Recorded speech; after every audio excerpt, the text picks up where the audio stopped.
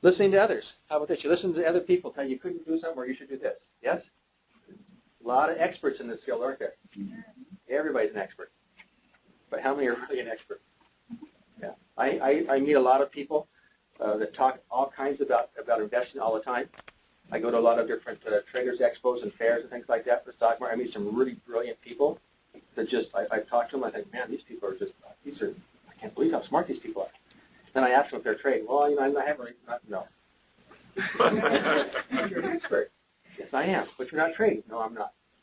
Wow. You listen to other people, but unless someone's willing to show me their personal account, their personal trades, I'm not going to listen to them. Because anybody can tell me what they did in the past. What are you doing right now? What's your actual record right now? What if you had to hire an attorney? And you go to an attorney and say, are you very good? Oh, I'm really good. Well, how many cases did you want? I haven't won any yet, but I plan on winning some good, but I'm very good, right? Do you want that attorney? No. You want the attorney who's got a record of win and will actually show you their win-loss ratio. That's what I want. So we listen to other people that don't really understand what they're doing, but all they're doing is give us education. And I'm okay with listening to somebody for education, but for listening to somebody what I should do with my cash, that's what I want to follow, somebody that actually is good with their cash. Or this one, no faith in yourself. Because you haven't had any real success yet, you don't believe in yourself. Until you start to believe in yourself, it's going to be very difficult to make some money in the stock market because you're always going to doubt yourself. And when you doubt yourself, you stop following the rules. So no faith in yourself. The only way to overcome this is with a series of what? Winning successful trades, some winning trades, you bet. Using the wrong strategies, that's a big one. People use the wrong strategies all the time. Buying the wrong strike prices, buying a call option versus a put option, buying a call versus doing some type of a put spread, doing some type of a straddle or strangle, a condor, or butterfly, whatever it might be, or just individual stock or an ETF. People use the wrong strategies all the time. And usually they use the wrong strategies because it boils down to greed. But if I do this, it pays a lot more. Doesn't matter how much it pays. I want to be consistently over and over. In fact, I'll put up 99 cents to make a penny if I make a penny 100% of the time. Okay? You never lose. I'd mortgage everything. I'd borrow as much money as I could to do that. But what if you only had to put up a penny to make 99 cents, but you lost 100% of the time? Wrong strategies. Which ones are we using? Closing trades at the wrong time. This boils down to emotion. People start to panic. They look at their trades they're into, they see something doesn't look perfect for them, and they close out the trade at the wrong time versus just managing the trade. And I'm going to cover managing trades on some calls, some covered calls, and some spreads today. Didn't incorporate part 2 of the trade. What's this, do you think? Most people don't incorporate part 2 of their investment trade. What to do after you enter into it? Yeah. And when I was growing up, my parents never ever talked about stock market. It never was mentioned. Never a 401k, never a stock, never a mutual fund, anything. It just wasn't part of our growing up. So I think it's probably the same for a lot of people. That they just aren't familiar with investing, what the average person does, and we still think about it even today. Someone calls you up on the telephone, your broker, hey, here's a great stock you should be into, here's something you should buy, and so you buy it. Now what do you do? Wait to lose money. Wait, because you're in it for the long haul. Well, there's a part 2 to that strategy. Strategy isn't you're in it for the long haul. You should be in it for a profit. So this is where most people fail. What I see they fail is they forget about part 2 of the trade. Once you've entered the trade, all you've done is started the trade. If you go to a race, you're a marathon runner, you get in the race, shoot the gun, everybody starts running. Now what? So you did all your research, you worked out, you bought the right type of footwear, you got to the starting gate, you got your number, make sure you had enough protein, carbohydrates, calories, whatever it is you need to run, and you're all set to go, and then they shoot the gun, everybody starts running. Boom, there you go, you're in it. Finish line. Now what happens? All you've done was started the race. Are you successful? No. I run marathons. Really? You're successful? I don't know what to do once I start running. I just follow everybody else. Sometimes I stop. Sometimes I go shopping. Sometimes I catch a taxi. So it doesn't mean you're a marathon runner, right? You have to finish it. There's always a second part once you get there. How fast do you go once you're in it? When do you slow down, right? When do you hit the wall? What are you going to do next? What's part 2 of the trade? Once I'm in a trade, what's part 2?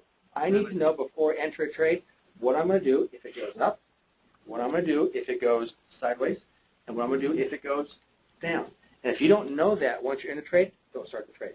This is the most important part of investing, what to do with part 2. In fact, it's even more so investing in picking the right stock. Because whatever stock you pick, you either go up, down, or sideways, correct? So So if it doesn't really matter which way it goes, up, down, or sideways, because you know what you're going to do if it goes up, down, or sideways, better chance of success. It doesn't boil down to so much as the search or the stock or anything else. It boils down to what do you do once you get into it. I honestly believe that no matter what stock you give me, and I'm going to ask for some stocks today, no matter what stock you give me, anybody here or online, I honestly believe if you give me a stock, I can show you how to make money with that stock. My success ratio over the last year is about 98.3% right now. So I'm pretty successful, and I think I can make money. It's not because of the individual stock. We've got some really bad trades last year and made money because we learned how to manage it. They didn't look bad when we got into them. When we got into them, like perfect. Actually, it was Stacy got into it. She's much more aggressive than I am. I'm a little more conservative, but still made money. But she actually makes more money than I do because she gets some more aggressive trades. How about this? You talk yourself out of a profit. Why are we here? Because we talk ourselves out. We talk ourselves out of doing something we should have done to begin with. That's why I think most people are here. Things that you need to think about which one of these fits you. Because one of these I just mentioned here fits why you're here today. But I believe this is the one you have to work on right through here to really become the better trader. Might not be the reason you're here yet. This is the one you have to do. What do you do with part 2 of the trade? All right. Talk yourself out of profit. Uncertainty stems from lack of knowledge. Use just enough logic to fail. Yeah, how about that? Use just enough logic to fail. Or this one here. Risk, reward, Greeks, probabilities. Uncertainty. What's the risk-reward ratio? What is that? How much money do you put up for your profit? Will you put up 99 cents for a penny? That's a pretty odd risk-reward ratio. So the risk-reward ratio talks people out of a profit. Because I'm not going to put up that much money to make this much money. And that's really not what you're after. That's only the first half of the equation. Second half of the equation is how often is the risk-reward ratio working for you? What's the expectancy ratio? So when you hear people talk about a risk-reward ratio, ask them for the second half. I don't care if I put up 99 cents for a penny, 50 cents for 50 cents, 20 cents for 80 cents. That's just how much money you're putting up for your potential profit. But how often do you win tells you if that risk-reward ratio is worth your time. Don't stop at risk-reward ratio. I'm putting up way too much money for this profit. That doesn't matter. What matters is how often do you win, and then is it worth your time after that. So people use a risk-reward ratio, and they should actually use what's called the expectancy ratio. They'll talk themselves out of a profit because they think they're risking too much for their profit. But if you win 98.3% of the time, what's your risk-reward ratio? Anything less than 98.3% of the time, and now you are what? Profitable. Greeks. A lot of people use Greeks. I'm not a big fan of Greeks. Never have been. I'll tell you why people use them and why they're important, and then when not to use them. Greeks were, anybody know the history of Greeks on the stock market? Black-Scholes. Yeah, the Black-Scholes formula. They were originally created for the floor traders by the floor traders. So when you went down to the Chicago Board of Options Exchange, which is completely changed now, it's all electronic now. When you went down there, they had all kinds of people that were just back there screaming and yelling at each other, buying options back and forth. And what happened was when they're buying the options, in order to find out if the option was fairly valued, if you just went up to someone and said, hey, but any real estate agents here? Any real estate? Okay. If I walked up to a house and said, that's a nice looking house, could you tell me, based on the neighborhood the house was in and the square feet of the house, what the price of the house should really be going for? Yeah, it's different for each neighborhood and that you're into, but there's some type of a mathematical equation that said, based on the amount of square feet and the neighborhood you're in, your house will be worth X amount of dollars per square feet. You've got this many square feet, your house is worth this. Well, it's the same thing you want to do in the stock market for options. If I was looking at buying an option, how do I know if it's fairly valued? And that's what the options Greeks were created for.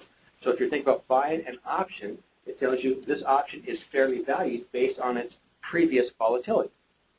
So then you know if you're paying too much for an option. That's what it was created for the floor traders, by the floor traders, for themselves. So they know if they're going to buy an option if it was worth anything.